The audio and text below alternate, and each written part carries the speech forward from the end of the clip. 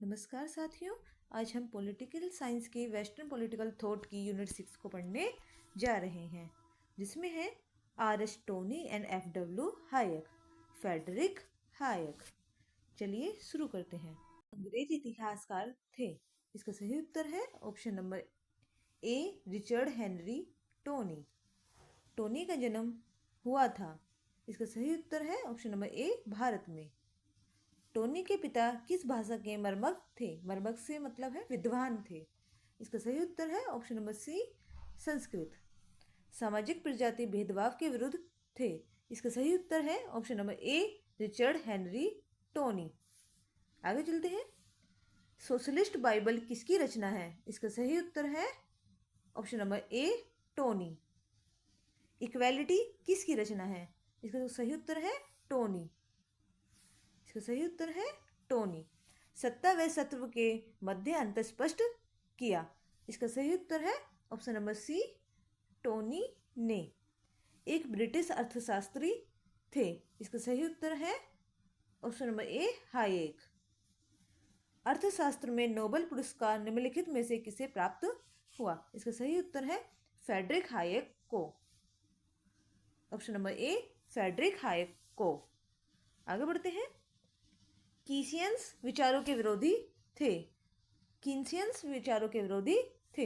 इसका सही उत्तर है option number C, Friedrich Hayek. समाजवाद के विरोधी थे। इसका सही उत्तर है option number A, Hayek. The road to serfdom किसकी रचना है? इसका सही उत्तर है ऑप्शन नंबर ए, हायेक की। आगे बढ़ते हैं। आर.एस. टोनी के संबंध में निम्नलिखित में से कौन सा कथन सत्य नहीं है? इसका सही उत्तर है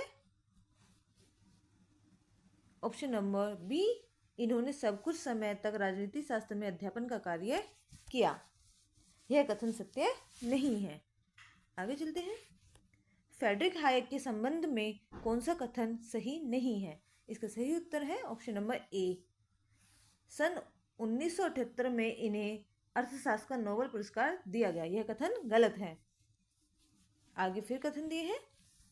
निम्नलिखित कथनों पर विचार कीजिए। इसमें इसका सही उत्तर है ऑप्शन नंबर बी, 1 और 2। फेडरिक हायेक ने कालजी उदारवाद का बचाव किया। उन्हें अर्थशास्त्र का नोबेल पुरस्कार जीता। यह सही कथन है। निम्नलिखित में कौन सी पुस्तक फेडरिक हायेक ने नहीं लिखी है? यह ध्यान रखना, इसमें नहीं लिखा है। इसका सही उत्तर है ऑप्शन नंबर डी, केवल 4, ऑन लिबर्टी। सिर्फ यह पुस्तक इन्होंने नहीं लिखी है। आगे चलते हैं। निम्नलिखित में कथनों पर विचार कीजिए। इसका सही उत्तर है ऑप्शन नंबर ए, 1 और 2। आर.एस. टोनी मजदूर दल से संबंधित थे। उन्होंने रिलीजन और राइज ऑफ कैपिटलिज्म पुस्तक लिखी। यह उत्तर सही है, दोनों कथन सही हैं। The agrarian problem in the 16th century पुस्तक किसने लिखी? इसका सही उत्तर है option number B, R S. Tawney ने। आगे बढ़ते हैं। निम्नलिखित कथनों पर विचार कीजिए। इसका सही उत्तर है ऑप्शन नंबर बी। इसमें सही कथन है 1 और 2। फेडरिक हायेक ब्रिटिश संसद के सदस्य थे। उन्होंने प्रेसिडेंशियल मेडल ऑफ फ्रीडम मिला। यह कथन सही है। आगे बढ़ते हैं। कौन सा जोड़ा सही सुमेलित नहीं है? इसका सही उत्तर है option number C, R S. Tawney the human condition. यह पुस्तक इनकी नहीं है। कालजयी पत्र the use of knowledge in society किसने लिखा? इसका सही उत्तर है option number B, Friedrich Hayek. अगला प्रश्न है, सन 1974 में अर्थशास्त्र का नोबेल प्राइज किसने जीता था? इसका सही उत्तर है ऑप्शन नंबर बी, फेडरिक हायेक। निम्नलिखित में कौन ब्रिटेन में वैश्विक शिक्षा से संबंधित था? इसका सही उत्तर है option number C, R S. Tawney. Hayek का मानना है कि बाजार को ए, बिल्कुल स्वतंत्र रहना चाहिए। इसका सही उत्तर है ऑप्शन नंबर ए।